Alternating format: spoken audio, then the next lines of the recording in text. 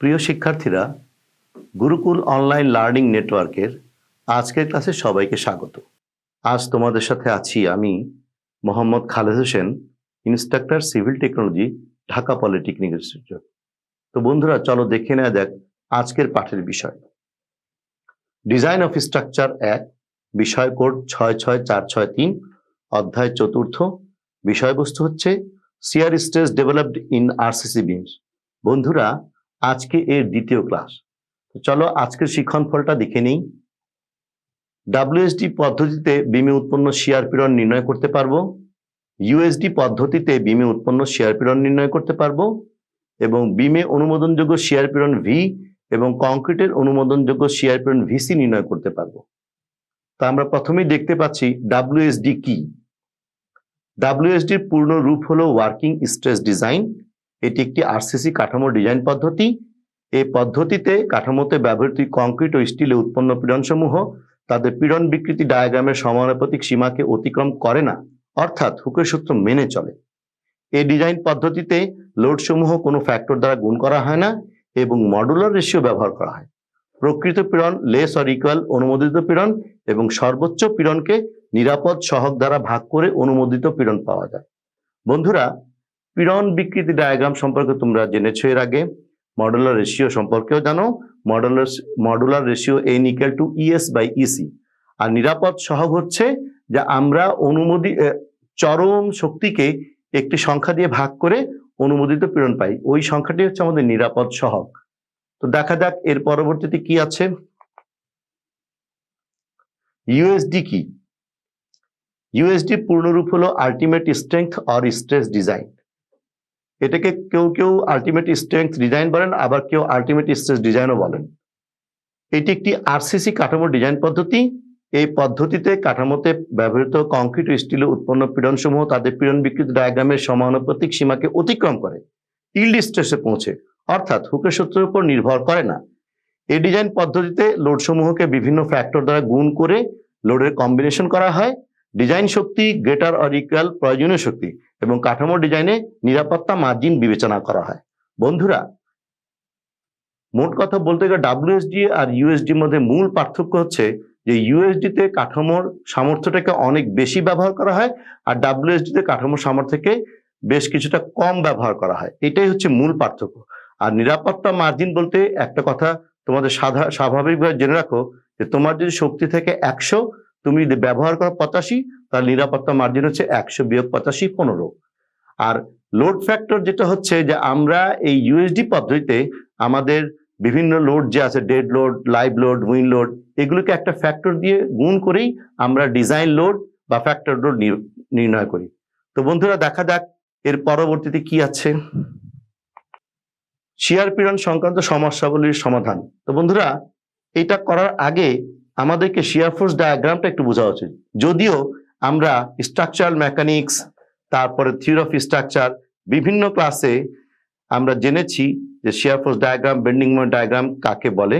তারপরও তোমাদের বোঝানোর সুবিধার্থে আমি আবার তোমাদেরকে একটু বুঝিয়ে নেই। এটি একটি হচ্ছে সিম্পলি সাপোর্টেড বিমের ক্ষেত্রে বলছি। দুটো সাপোর্ট আছে দুদিকে, আর এই স্প্যান দৈর্ঘ্য হচ্ছে L মিটার, কারণ বিমে একটি দৈর্ঘ্য থাকে, এই দৈর্ঘ্যটা হচ্ছে স্প্যান। এই স্প্যানের উপর প্রতি মিটার দৈর্ঘ্যে ওমেগা কেজি পার মিটার, মানে ওমেগা পরিমাণ লোড দেওয়া আছে, ডিস্ট্রিবিউটেড লোড। এখানে কনসেন্ট্রেটেড লোড থাকতে পারে, ট্রায়াঙ্গুলার লোড থাকতে পারে। আমরা এখানে ডিস্ট্রিবিউটেড লোড দিয়েই ব্যাপারটা বোঝানোর চেষ্টা করছি। তাহলে এখানে দুটো সাপোর্ট আছে। শিয়ার ফোর্স, আমরা যে shear force, maximum shear force বের করি, তাহলে দুটো সাপোর্ট সমানভাবে ভাগ করে নেবে লোডটাকে। তাহলে টোটাল লোডটা কি হবে বন্ধুরা? দেখতে পাচ্ছ একক দৈর্ঘ্যে ওমেগা পরিমাণ লোড আছে, তাহলে সম্পূর্ণ লোড হচ্ছে ওমেগা এল। এই সম্পূর্ণ ওমেগা এল লোড আছে এবং সাপোর্ট আমাদের একটা আর এই দুইটা, এইটা আর এইটা, দুটো সাপোর্ট সমানভাবে ভাগ করে নেবে, সেজন্য 2 দিয়ে ভাগ। তাহলে এখানে V = maximum shear force, V = হচ্ছে ওমেগা এল বাই 2। তাহলে এই বিষয়টা তোমরা পরিষ্কার বুঝতে পেরেছো। এখন এই শেয়ার ফোর্সটা এভাবে নামতে নামতে এক জায়গায় শূন্য হয়ে যায়। এটা L/2 ডিস্টেন্সে গিয়ে শূন্য হবে সিম্পলি সাপোর্টেড বিমের ক্ষেত্রে, অন্যান্য বিমের ক্ষেত্রে অন্য জায়গায় হবে।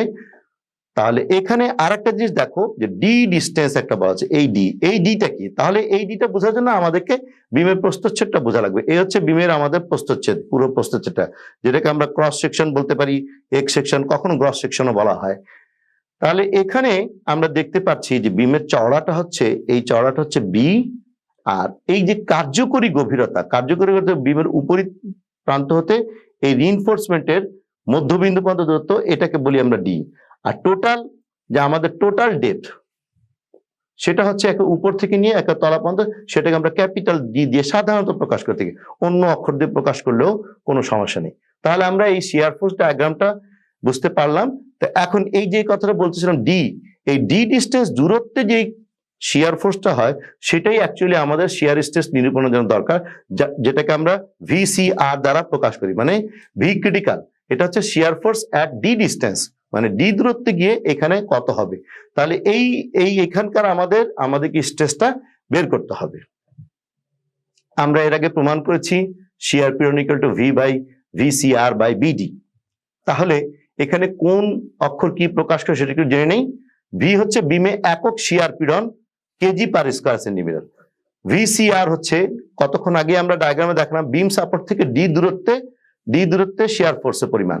তাহলে বিম একেবারে সাপোর্টে হচ্ছে ভি, যেটা ওমেগা এল বাই 2 ছিল, মাইনাস প্রতি মিটার দৈর্ঘ্যে যে লোড ইনটু ডি হচ্ছে কার্যকরী গভীরতা, তাকে 100 দ্বারা ভাগ করা হয়েছে। এটা একটু মনে রাখতে হবে কেন 100 দ্বারা ভাগ করা হয়েছে, কেননা আমাদের ডি এর মানটা থাকে সেন্টিমিটারে, আর এটা হচ্ছে কেজি পার মিটার। তাহলে এটাকে মিটার করতে হলে 100 দ্বারা ভাগ করতে হবে, এখন তার রেজাল্ট আসবে কেজিতে।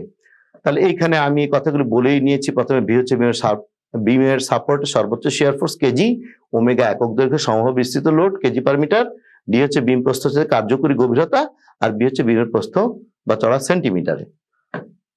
এখন বন্ধুরা আমাদের শিয়ার ফোর্সটা জানা দরকার। তো বিম ভেদে সমভাবে বিস্তৃত লোডের ক্ষেত্রে লোডের জন্য সর্বোচ্চ শিয়ার ফোর্স কি হয় সেটা আমরা একটু জেনে নিই। সাধারণভাবে স্থাপিত পুরোপুরি অবিচ্ছিন্ন বিম, এটার জন্য V equal to omega L by 2, তার মানে এই যে ওমেগা টোটাল লোড বাই 2। আংশিক অবিচ্ছিন্ন বিমের জন্য, আংশিক অবিচ্ছিন্ন বিমটা কি, যার এক পাশে বিম চলমান আর এক পাশে শেষ প্রান্ত। তো যেই পাশে চলমান সেই পাশে আমাদের শিয়ার ফোর্সটা বেশি হয়, অবিচ্ছিন্ন প্রান্তে শিয়ার ফোর্স 0.6 ডাব্লু, আর বিচ্ছিন্ন প্রান্তের শিয়ার ফোর্স হচ্ছে আমাদের 0.4 ডাব্লু।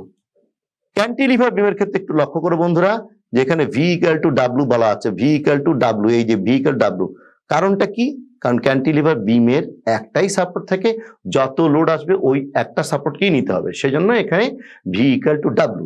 আর এখানে এলটা আমরা স্প্যান দৈর্ঘ্য বোঝাচ্ছি প্রতিটা ক্ষেত্রে বিমের সর্বোচ্চ অনুমোদনযোগ্য শিয়ার পীড়ন। বন্ধুরা যে কোনো জিনিসই তার একটা সর্বোচ্চ সীমা থাকে, সেই সর্বোচ্চ শিয়ার পীড়নটা আমাদের জানতে হবে। তা আমাদের ACI code, American concrete institute, তারা অনেক পরীক্ষা নিরীক্ষা করে সারা পৃথিবীর জন্যই আমাদেরকে এই ডিজাইনে কিছু সূত্র দিয়েছে, সেগুলো আমাদের জানতে হবে। সেটা হচ্ছে WSD পদ্ধতিতে V equal to 1.33 root over F prime C KG per square. এই যে এফ প্রাইম সি, এটাও তোমরা জানো কংক্রিটের সর্বোচ্চ চাপ পীড়ন, যে পীড়নে কংক্রিটটা ফেল করে সেটা হচ্ছে এফ প্রাইম সি। তাহলে এখানে আমরা এটা পেয়ে যাব সর্বোচ্চ শিয়ার পীড়ন। আর ইউএসডি পদ্ধতিতে ভি ইউ, যেহেতু ইউটা লেখা হয় আলটিমেট এই কথার জন্য, যেহেতু আলটিমেট স্ট্রেস ডিজাইন, তাহলে ভি ইউ ইকুয়াল হচ্ছে 2.65 phi root over F prime C. এই ফাইটা হচ্ছে একটা ফ্যাক্টর, এটাকে শিয়ার ফ্যাক্টর বলে, এটার মান হচ্ছে 0.85, সেটাও কেজি পার স্কয়ার সেন্টিমিটার। আর শুধুমাত্র কংক্রিট কর্তৃক গ্রহণযোগ্য শিয়ার পীড়ন WSD পদ্ধতিতে VC equal to 0.292 root over F prime C, আর ইউএসডি পদ্ধতিতে VCU equal to 0.535 root over F prime C KG per square centimetre. তো এখানে আমি আগেই বলে নিচ্ছি F prime C হচ্ছে কংক্রিটের সর্বোচ্চ চাপ পীড়ন কেজি পার স্কয়ার সেন্টিমিটার, এবং ফাই হচ্ছে শিয়ার ফ্যাক্টর 0.85। এখন বন্ধুরা আমরা সূত্র বুঝলাম, তাহলে দেখা যাক এই সূত্র দিয়ে আমরা একটা অঙ্ক করার চেষ্টা করব। তো সেই সমস্যাটা আমাদের কি সেটা একটু দেখি। 6.5 মিটার স্প্যান বিশিষ্ট সাধারণভাবে স্থাপিত একটি বিমের প্রতি মিটার দৈর্ঘ্যে নিজস্ব ওজন ব্যতীত 1200 কেজি ডেড লোড এবং 1600 কেজি লাইভ লোড আরোপিত আছে। বিমটির প্রস্থ 30 সেন্টিমিটার এবং মোট গভীরতা 60 সেন্টিমিটার ও মোট কভারিং 5 সেন্টিমিটার। ইউএসডি ও ডাব্লিউএসডি উভয় পদ্ধতিতে উৎপন্ন শিয়ার পীড়নের মান নির্ণয় করো। বিমটি শিয়ার স্ট্রেসে নিরাপদ কিনা এবং স্টিরাপের প্রয়োজন আছে কি। কংক্রিটের সর্বোচ্চ চাপ পীড়ন দেওয়া আছে 290 কেজি পার স্কয়ার সেন্টিমিটার। তো বন্ধুরা চলো আমরা সমাধানের দিকে যাই। প্রথমে আমরা ইউএসডি পদ্ধতিতে সমাধান করব। ইউএসডি পদ্ধতিতে এখন বন্ধুরা বলেছিলাম ইউএসডি পদ্ধতিতে লোডকে ফ্যাক্টর করতে হয়, সেটা আমরা দেখব। তো প্রথমেই একটু জেনে নেওয়া যাক যে ডেড লোড জিনিসটা কি এবং লাইভ লোড জিনিসটা কি। ডেড লোড হচ্ছে কাঠামো থেকে যে লোড কখনো সরানো যাবে না, সেটাই হচ্ছে ডেড লোড। আর লাইভ লোড হচ্ছে যেটা সচল, সরানো যায়। তাহলে ডেড লোডের মধ্যে প্রথমেই যেটা আসে আমাদের স্ট্রাকচারের নিজস্ব ওজন। তাহলে এখানে বিমের উপর বলা হচ্ছে যে বিমের নিজস্ব ওজন ব্যতীত 1200 কেজি লোড দেওয়া আছে প্রতি মিটারে। তাহলে এখানে বিমকে তো নিজের ওজনটাও বহন করতে হবে। তাহলে এখন দেখি বন্ধুরা যে আমাদের 1 মিটার দৈর্ঘ্যে যেই সমস্যাটা দেওয়া আছে তাতে কি ধরনের ওজন আসে বিমের জন্য। তো এখানে আমরা দেখতে পাচ্ছি যে বিমের নিজস্ব ওজন 0.60 ইন্টু 240। 240টা হচ্ছে আরসিসির একক ওজন 2400 কেজি পার মিটার কিউব। আর 0.30 হচ্ছে 330 সেন্টিমিটার ছিল বি, সেটাকে 100 দিয়ে ভাগ করে মিটার করা হয়েছে। এবং টোটাল ডেপথ ছিল 60 সেন্টিমিটার, সেটাকে 100 দিয়ে ভাগ করে 0.6 করা হয়েছে। এই দুটো করে এবং এটা দিয়ে গুণ করে আমরা পেলাম 432 কেজি পার মিটার। অর্থাৎ আমরা যে বিমটা এখানে ব্যবহার করছি তার প্রতি মিটার দৈর্ঘ্যের বিমের ওজন হচ্ছে 432 কেজি। তাহলে এই ওজন আমাদের ডেড লোডের সাথে যোগ হবে। তাহলে এখানে আমাদের টোটাল ডেড লোড কি হবে 1200 যোগ 432 কেজি পার মিটার, সেটা হচ্ছে 1632 কেজি পার মিটার। এবং এটাকে আলটিমেট লোড করা যায় না বা ফ্যাক্টর লোড করা যায় না ওমেগা ইউ, সেটা 1.4 dead load plus 1.7 live load. প্রথমেই বলেছিলাম ইউএসডি পদ্ধতিতে আমাদের 1.4 কিছু ফ্যাক্টর দ্বারা গুণ করি, সেই গুণ করি কিন্তু আমরা আলটিমেট লোড পেয়েছি। তাহলে বন্ধুরা দেখো এই যে আমাদের উপর সূত্র ছিল 1.4 into dead load plus 1.7 live load, সেটাই হচ্ছে 1.4 ইন্টু ডেড লোড এখানে 1632 আর প্লাস 1.7 ইন্টু 1600। এখান থেকে আমরা পেলাম 5004.8 কেজি পার মিটার। এটা হচ্ছে আমাদের ডেড লোড। তাহলে এই ডেড লোড পাওয়ার পরে আমাদের ডেড লোড এবং লাইভ লোড মিলিয়ে এটা ফ্যাক্টর লোড হলো। আলটিমেট শিয়ার কি হবে VU equal to omega U L by 2। এখান থেকে আমরা এই জিনিসটা পেলাম 16265.6 কেজি। এখন বিমের কার্যকরী গভীরতা আমাদের বের করতে হবে। কার্যকরী গভীরতা মানে হচ্ছে যে এই ডিটাকে আমরা কার্যকরী গভীরতা বলি, সেই মোট গভীরতা থেকে মোট কাভারিং বিয়োগ করলে আমাদের কার্যকরী গভীরতা চলে আসবে এখানে 55 সেন্টিমিটার। এখন সেই সূত্র ভিসিআর যেটা ছিল সেটা আমরা আলটিমেট স্ট্রেসের ক্ষেত্রে ভিইউডি দিয়ে লিখে থাকি, VUD equal to VU minus omega U into D by 100। তাহলে এখানে এই মানগুলি বসিয়ে দিলাম আমরা, পূর্ববর্তী স্লাইড থেকে এই মানগুলি পেয়েছি। এই মান পেলাম এখানে আসছে আমার 13,512.96। আসলে এটা প্রায় কাছাকাছি, সেজন্য আমরা 13,513 কেজি ধরে নিচ্ছি। এখন শিয়ার পীড়ন ভিইউ ইকুয়াল টু ভিইউডি বাই বিডি, এই সূত্রটা আমরা জানি। এই সূত্রে আমরা এই মানগুলি লিখে ফেলবো। তাহলে এখানে আমার ভিইউডি পেয়েছি 13,513 কেজি, আর 30 হচ্ছে বি প্রস্থ সেন্টিমিটার, আর ডি হচ্ছে 55 সেন্টিমিটার। এই ক্যালকুলেশনটা করলে পরে আমরা 8.19 কেজি পার স্কয়ার সেন্টিমিটার পেয়ে যাব। তো বন্ধুরা তোমাদের অনেক ক্ষেত্রেই কিন্তু এই ক্যালকুলেশন করতে গিয়ে তোমরা একটু ভুল করো। সেই ভুলটা তোমাদের ক্যালকুলেটর থেকে আমি এই ভুলটাকে একটু ধরিয়ে দিচ্ছি। যেমন তোমাদের ছিল 13,513 উপরে ছিল লবে। এখন ভাগ 30 প্রস্থ দিয়ে, আবারও ভাগ কিন্তু গভীরতা কার্যকরী গভীরতা দিয়ে, সেটা হচ্ছে 55। যদি এইভাবে করি তাহলে আমাদের সঠিক রেজাল্ট আসবে 8.189। সেটাই 8.19 কেজি পার সেন্টিমিটার, কারণ আমরা এত বড় মান সাধারণত লিখি না, আমরা 3 ঘরের পর সাধারণত এগুলো লিখি না। তো এই জন্য এটা বাদ দিয়ে আমরা লিখি। কিন্তু তোমরা যে ভুলটা করে থাকো সেটা হচ্ছে এরকম যে প্রথমে 13,513 লিখলে, তারপর ভাগ দিলে 30 দিয়ে, এরপরেই অনেকে করে গুণ দেয় 55 দিয়ে। তখন কিন্তু রেজাল্টটা অন্যরকম হয়ে গেল, আর অঙ্কটা কিন্তু হলো না, উত্তরটা মিলে না। তো এই যে এটা হলো ক্যালকুলেটর সিনট্যাক্স এরর বলা হয়। তো যদি তোমরা এভাবে করতে চাও তাহলে অন্য পদ্ধতি আছে, সেখানে তোমাদের করতে হবে কি, যে এটাকে কেটে দিই, তাহলে লিখতে হবে 13,513 ভাগ দিতে হবে, ভাগ দিয়ে তারপর ব্র্যাকেট স্টার্ট করতে হবে। ব্র্যাকেট স্টার্ট করে এবার তুমি 30 দাও, তারপরে গুণ দাও, তারপরে 55 দাও, তারপর ব্র্যাকেটটা ক্লোজ করো। তাহলে এই ক্ষেত্রে কিন্তু রেজাল্ট সেই আগের মতো আসবে। তাহলে এই জিনিসটা একটু মনে রাখবে, এই কারণে কিন্তু অনেকের অঙ্ক হয় না। তা আশা করি তোমরা এটা বুঝতে পেরেছো। তাহলে অঙ্কে ফিরে যাই। তাহলে তোমরা বুঝতে পেরেছো ব্যাপারটা। তো এসিআই কোড আমাদেরকে কিছু গাইডলাইন দেয়। এসিআই কোড অনুমোদিত বিমের সর্বোচ্চ শেয়ার পীড়ন এখানে আছে একটা, VU equal to 2.655 root over F prime C. একটি নির্দিষ্ট প্রস্থচ্ছেদের জন্য তার একক পীড়ন যেটা শেয়ার পীড়ন উৎপন্ন হয় সেটা আমাদেরকে দেওয়া আছে। তা আমরা এই সূত্রের মাধ্যমে এখানে যদি বসিয়ে নেই তাহলে আমরা কত পাই, এর কত হতে পারে। তাহলে VU পাচ্ছি আমরা 38.36 কেজি পার স্কয়ার সেন্টিমিটার। তার মানে হচ্ছে যে এই পর্যন্ত অনুমোদনযোগ্য শেয়ার স্ট্রেস হলে তাহলে আমরা এই ক্রস সেকশন রাখতে পারবো, আর রাখতে পারবো না। সেই জন্য যেহেতু VU গ্রেটার দেন VU অর্থাৎ বিমটি শেয়ার পীড়নে নিরাপদ। এখন কথা হচ্ছে যে এখানে স্টিরাপ লাগবে কি লাগবে না। স্টিরাপ ব্যবহারের উদ্দেশ্য হচ্ছে যে কংক্রিটের বহনের অতিরিক্ত শিয়ার স্ট্রেস সেটা আমাদের স্টিরাপ ব্যবহার করবে। তো কংক্রিট কতটুকু নিতে পারে সেটা আমাদের জানতে হবে। তো কংক্রিট কতটুকু নিতে পারবে সেটাও কিন্তু আমাদেরকে গাইডলাইন দিয়ে দিচ্ছে আমাদের এসিআই কোড। তারা সেখানে বলছে কেবলমাত্র কংক্রিট তার নিজস্ব ক্ষমতা গুণে যেই স্ট্রেস নিতে পারে সেটা হচ্ছে VUC equal to 0.535 root over F prime C KG per square centimetre. তাহলে এখান থেকে এই ক্যালকুলেশনটা করে আমরা পাই 7.67 কেজি পার স্কয়ার সেন্টিমিটার।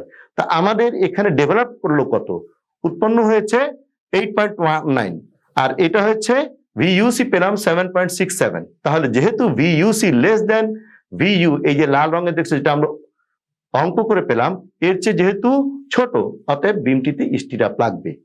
তাহলে আমাদেরকে এখানে স্টিরাপ ব্যবহার করতে হবে এবং বিমটি কিন্তু শিয়ার স্ট্রেসে নিরাপদ। তাহলে বন্ধুরা তোমরা এতক্ষণ দেখতে পেলে যে আমরা একটি অঙ্কের সমাধান করলাম দু পদ্ধতিতে, ইউএসডি পদ্ধতিতে। তাহলে এরপরে আমরা স্লাইডে চলে যাই। এরপরে আমাদের স্লাইড আছে একই অঙ্কের WSD সমাধান।